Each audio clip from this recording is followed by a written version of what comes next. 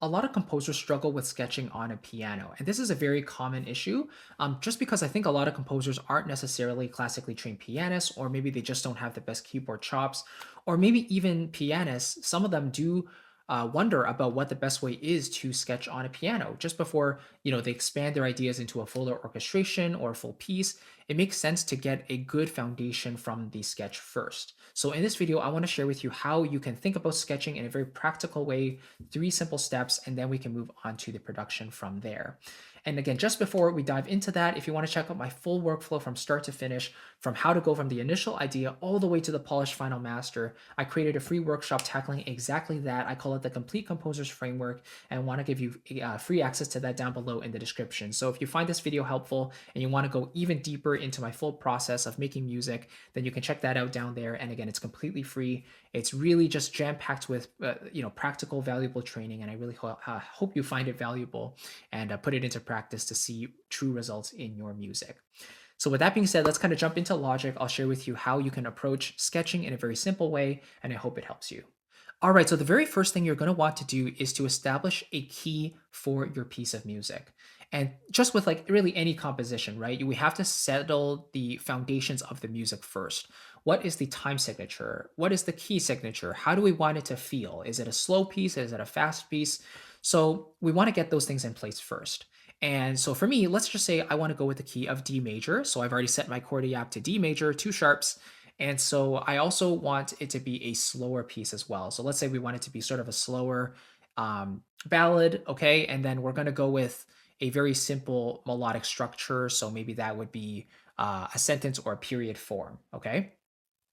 Now, knowing that, I also want it to be in a very common time signature. So let's say 4/4, because everyone is familiar with 4 beats in a bar. It just feels very natural for the human body, and it's something we're all very familiar with.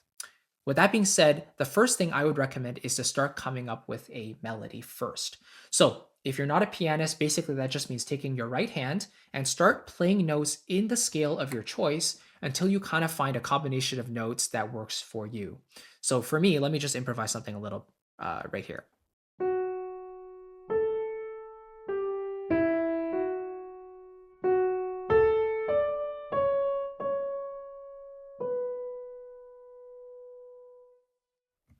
Okay, let me see if I can remember what I just did.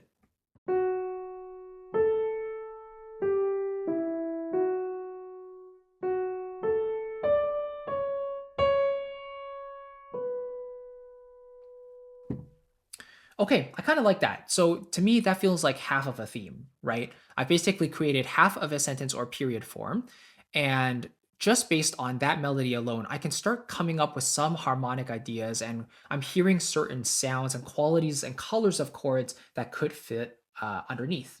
Okay, so now I finished step 1. I basically came up with a short little theme with different varying note lengths. So the melody doesn't sound completely square, like it's not all quarter notes, it's not all eighth notes. This theme just came to me and I kind of like the way it sounds. So that's step number 1, pretty much complete. Step number 2 is to now add some harmony underneath.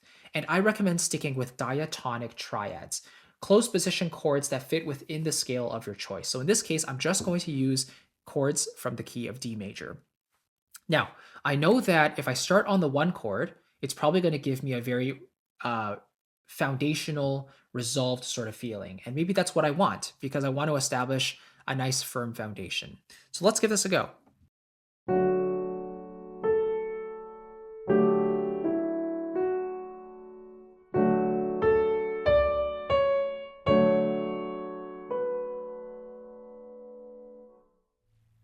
All right, so obviously, and hopefully you could hear that the D major chord I played in the left hand worked better in a couple spots and did not work so well in a couple other spots, right? It felt like I really wanted to change things up at certain moments. So this is where I start to figure out what chords do I actually want to change. And that's where you can play around with these different chords within your scale. So in the key of D major, we have the 1 chord, 2 chord, 3 chord, 4 chord, 5 chord, 6 chord, 7 chord, and back to the 1 chord at the very top. Now, it's less common to use the 7 chord in isolation just because it's a diminished triad and it doesn't really have that pleasing major or minor sound. So for now, I'm just going to leave that out. But I know after the very first chord, when I play this G in the right hand, that's where I want to change the chord, because this G really has a clashing sound with a D major chord in the left hand. So I want to maybe find a chord that has G in it, and the one I'm hearing is the 4 chord. Okay, the other one that could work is also the 2 chord, because the 2 chord also contains G inside. So let's see how that sounds. Start with the D chord, go to the 4 chord, and then this, when I play the F sharp, there again I want to change chords, and I'm feeling that I want to go back home. So that would sound like this.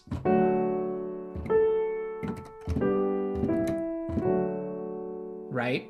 And there I already have my first little motive. That part is done. All right, beautiful. Now let's move on to the second half. So maybe I'll still want to start on the 1 chord.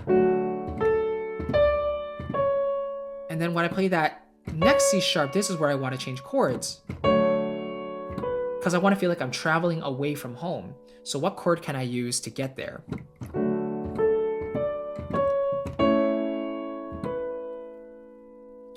Like, that is possible, but I don't really think that works, because when I go down to the B here in the right hand, that feels like my resolution note and not the C sharp, right? So using this A chord, the 5 chord here, could work with that C sharp, but it doesn't really work too well with the B, which is where I really want to target.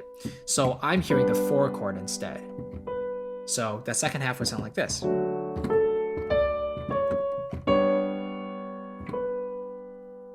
Right? So that C sharp acts as a non-chord note and appoggiatura, and then it allows me to resolve very naturally to that B. It's like a moment of tension, release. And that's kind of what I'm going for. So let's play this again from the beginning. The 1 chord, 4 chord, back to the 1, 1 again, back to the 5, sorry, the 4. And I'm staying on the 4 for the end of this first half of the phrase.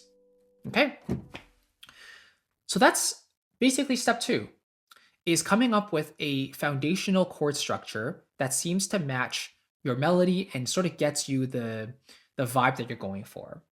Okay, so that would be step number 2, is creating a nice diatonic, simple foundation for your chords. Now, the third and final step is to start elaborating on these simple ideas and maybe add a touch more complexity to either your melody, your harmony, or both. And for me, I kind of like the simplicity of the theme, but I kind of want to spice up the harmony just a little bit.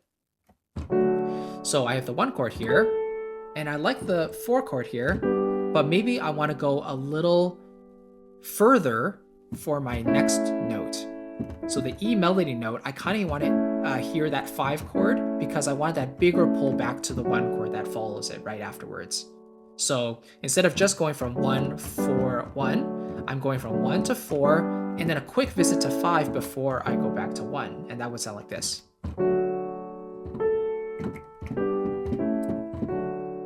Right? So it feels like we're traveling even further away from home before we go back home, and that's kind of where I'm thinking here. Now, this next one, I could just stay on the 1 chord before going to the 4 chord, which I like there, but I do want to feel like I'm going somewhere. Like, I want to feel like I'm lifted a little bit further. And the way I achieve that is by using a first inversion triad for the 1 chord. So instead of D, F sharp A, I'm doing F sharp A, D. I'm moving the D up an octave, making sure that F sharp is on the bottom, because that will make it feel like, ooh, we've actually stepped up a little bit. Like something is moving forward a little bit, right? And what that also does is it lets the F sharp in the left hand move up very smoothly to the G. So it just moves up 1 semitone, while the middle voice, A, just goes up a step to B, right? So it's here to there. And then the D is the common tone, so that can just stay where it is. So put all together, it sounds like this now.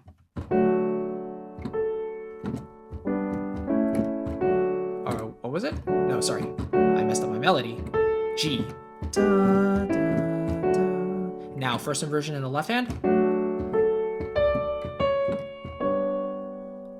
Right, you hear that smooth motion from the left to the right in the chromatic motion there. So that's an example of step 3. And that's where a little bit of music theory knowledge can also come in too, because if you know what inversions are, you know what you know some basic piano skills as well. Like I highly recommend that.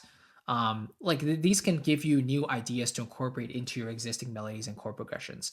But I always talk about the 80-20 rule where like it's always better to start with something simple, use that as your foundation, and then add some spice on top of that being your final 20%.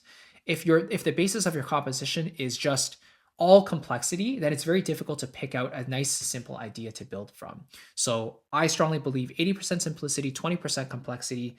It could also be 70-30 or 90-10, however you want to look at it. But I do think the bulk of our compositions should start from a nice simple place, be able to play it on the keyboard, have it stand on its own, and then that really sets a good foundation for your orchestration later on because your actual musical material is proven to be strong.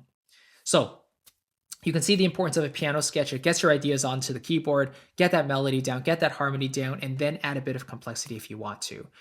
Here's an optional step 4. You could always add a bit more motion to the left hand. So instead of just, playing blocks triads, you can start to use extended or more open voicings, I should say. So, and then you could also break it up, play broken chords.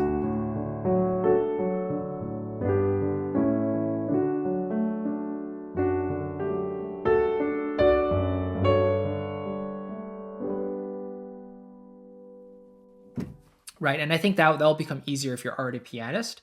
But even so, like at least just getting the basic melody and chords down first, just so you have an idea of what the musical skeleton actually is. And then once you go to orchestrate, maybe use a harp to play those arpeggios, those broken chords, or use the strings to play those counter lines as the main melody is holding for a few seconds.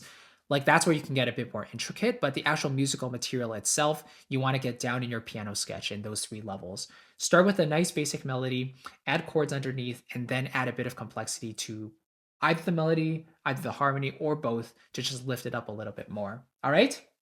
Hope that makes sense. This video idea came directly from a suggestion, by the way. I didn't make this up. Like I wouldn't have made this video if someone didn't literally ask me, how should I be sketching on the piano? I find it complicated. I don't really know where to start. So this one is for you. And yeah, I thank you for that suggestion. And I hope it's helped anyone else as well. Please let me know down below if you did find this helpful or maybe just, helped reinforce a couple of concepts. I'd love to hear from you. And again, if you want to check out my full start to finish process, definitely check out my free workshop down below in the description called the Complete Composer's Framework. I'll take you through step by step how to go from the first initial idea all the way to the polished final master and actually release a piece of music into the world that you're proud of. And that's really, really important. So thank you again for watching. Really appreciate it. I'll catch you in the next video and I'll see you very soon. Take care.